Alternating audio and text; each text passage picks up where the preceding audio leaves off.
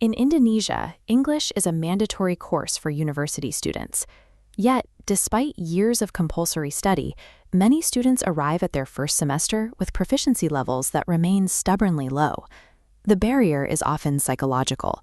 In a traditional classroom, speaking a foreign language out loud is a high-stakes performance. For many, the fear of making a public mistake creates a level of anxiety that effectively shuts down learning.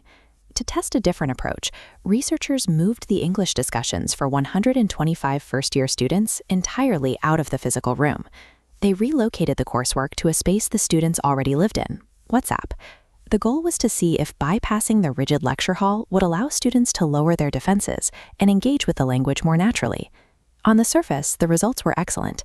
The students achieved an average grade of 86, which qualifies as a solid A in the English course. When surveyed afterward, the vast majority of these students reported that using the app made the content clearer and the entire learning process significantly easier. However, running a regression analysis revealed a disconnect. This scatterplot compares student perception against test scores. The data points are completely disorganized, resulting in an R-square value of 0.010. Mathematically, there was zero correlation between liking the app and test scores. This creates a riddle. If the app didn't drive the higher grades, why did 94% of students insist it improved their learning experience? The data suggests that while the app didn't change the test results, it may have been changing something else entirely. To understand why students valued the app so highly, we have to look at psychological safety. In a physical room, every comment is a social risk. In a digital thread, that risk profile changes. 94% reported WhatsApp improved participation. One speaker, communication became a simultaneous web where dozens shared ideas. This eliminates the spotlight effect. Students contribute without disrupting the group, helping introverts stay engaged. With social pressure removed, 86% reported increased confidence using English. A major factor here is asynchronous communication. A group chat gives a student a 30-second buffer to look up a word, double-check a tense, and type their thought without the stress of a real-time audience staring at them. The app functions as a psychological shield.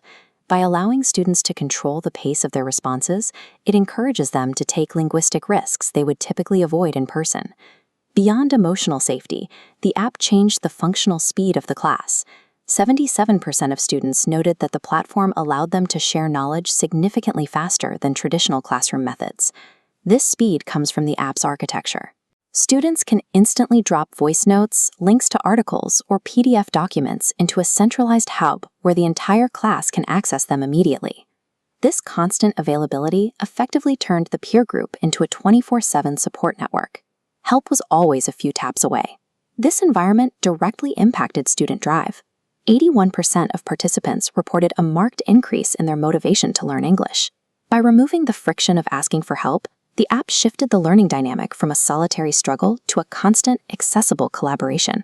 This brings us back to our initial paradox. The app did not artificially inflate the student's GPA. The test scores remained independent of the technology. But while test scores measure how much information was retained, the WhatsApp discussion succeeded at something much harder, fostering continuous, self-driven engagement. When teaching a complex subject like a foreign language, the data suggests that rigid, high-anxiety environments are counterproductive.